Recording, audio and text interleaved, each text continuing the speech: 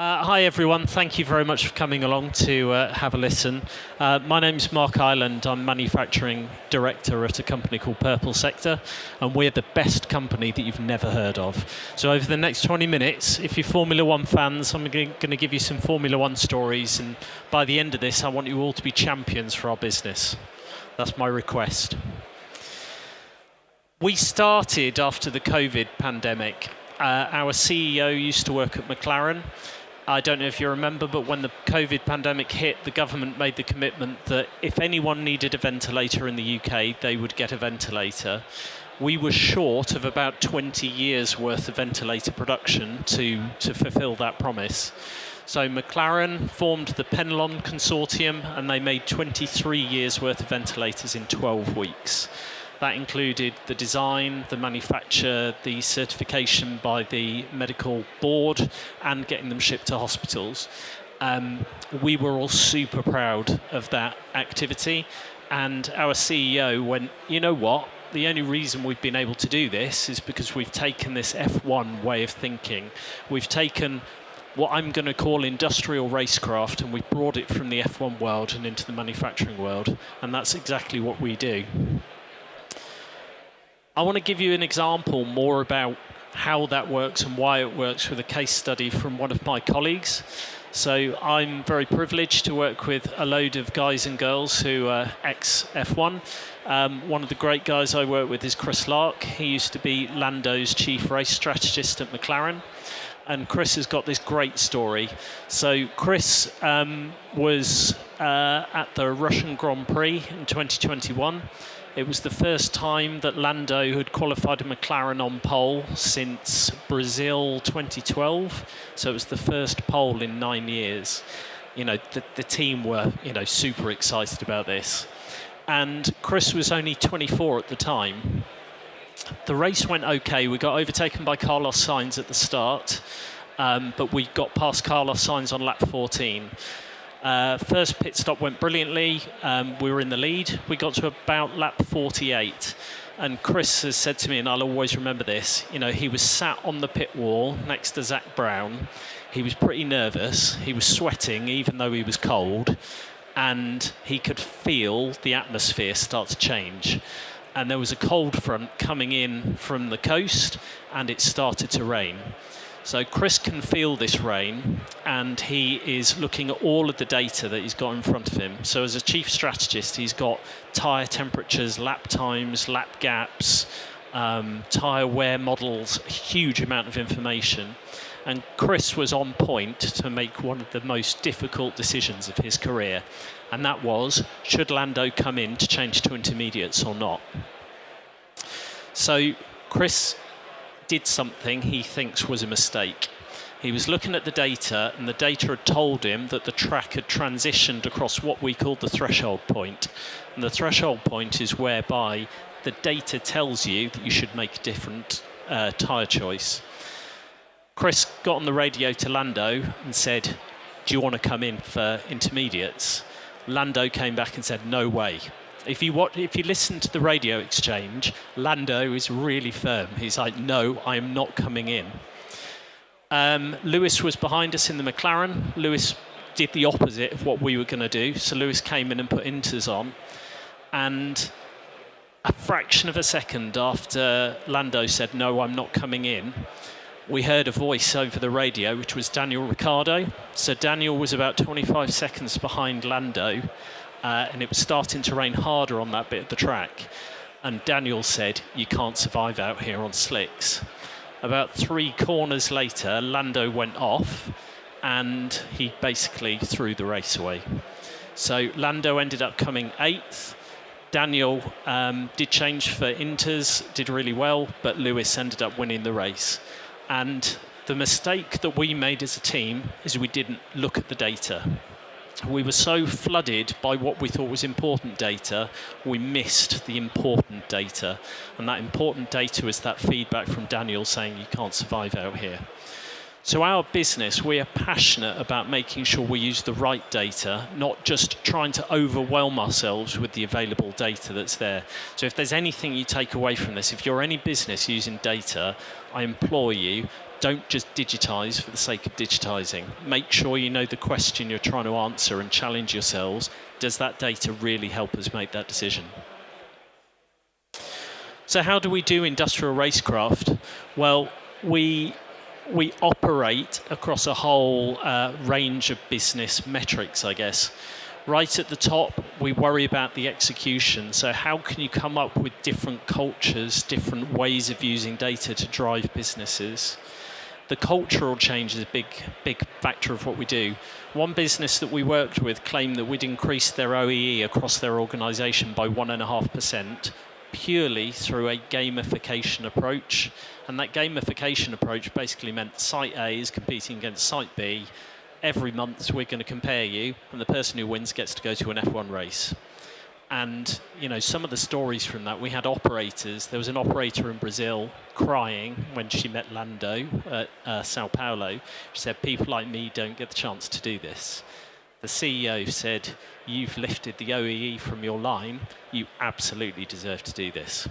So that's part of the gamification and the culture. And the foundation thing, as I said, it's all about getting the right data. We put a huge amount of effort into designing bespoke sensor systems that answer the difficult questions rather than just digitizing what's available.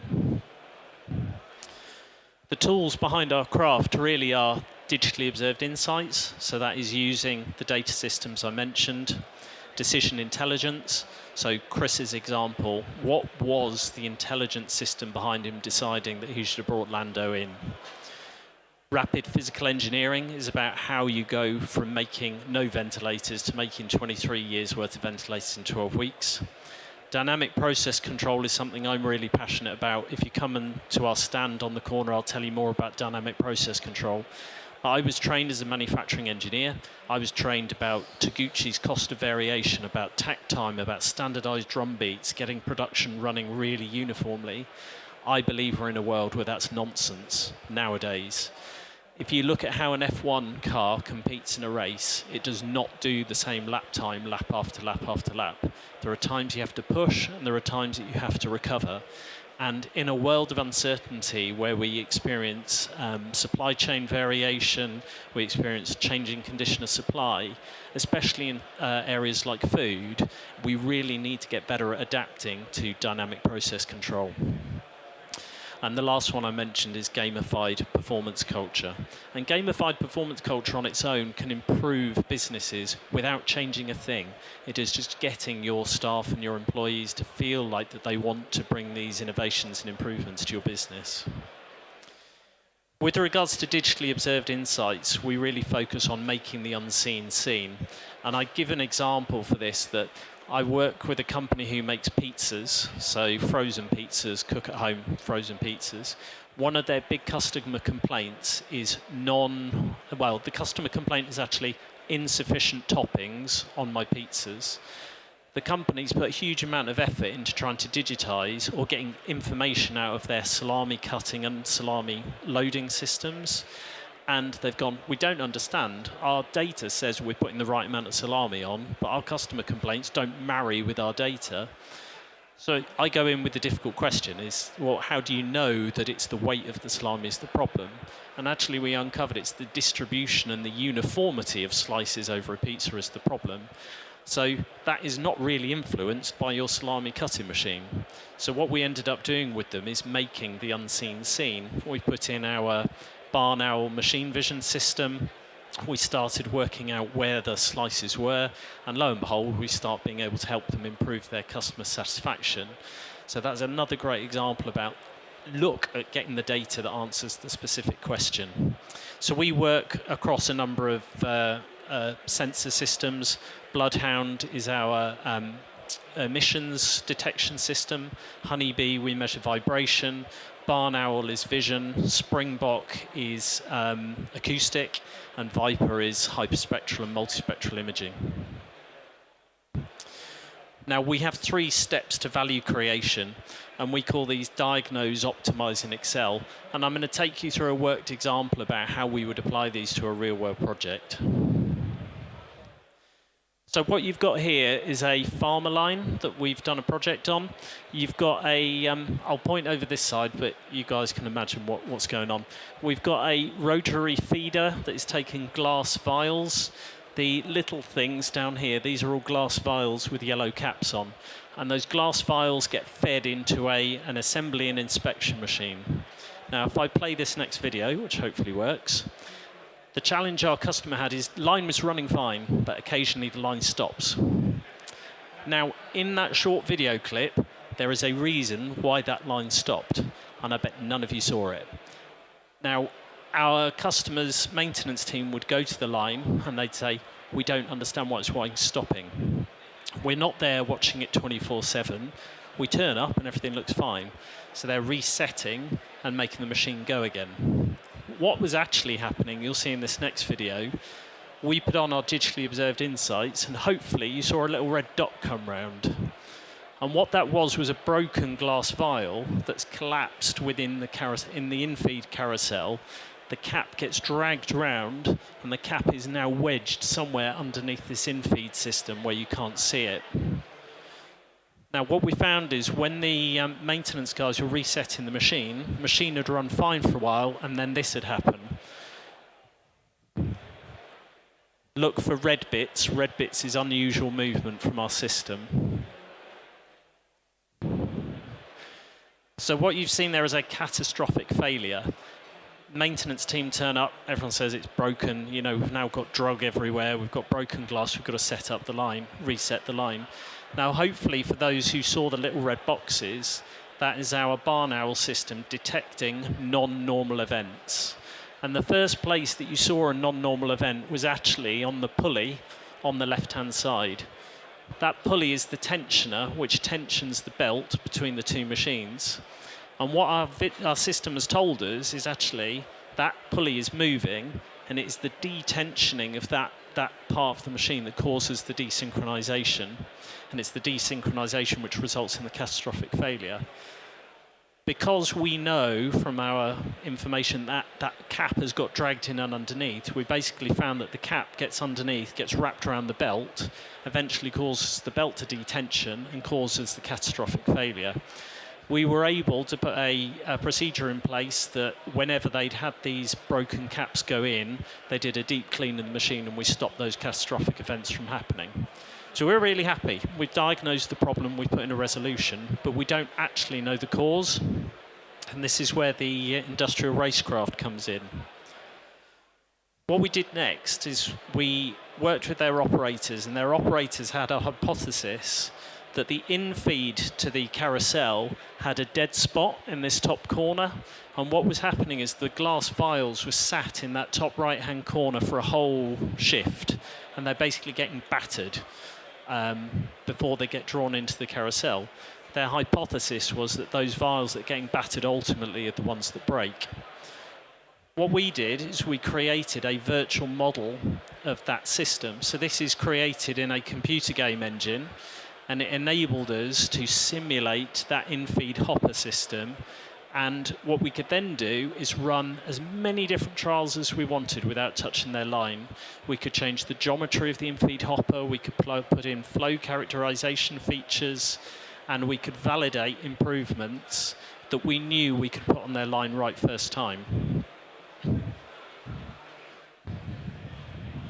So what you've got on the right-hand side here is some of that analytics on that process flow deviation so that we could do the optimization. And that is another part of F1. When you go to an F1 race, you've already run that race 1,000 times in a simulator. And even with regards to tyre setup, car setup, team practice, is all rehearsed. Whereas in the manufacturing space, we just don't do that. We tend to fly by the seats of our pants and react to what's in front of us. The other part of industrial racecraft is use simulation as much as possible to train, rehearse, practice, understand variation, and try it in the virtual world rather than the real world.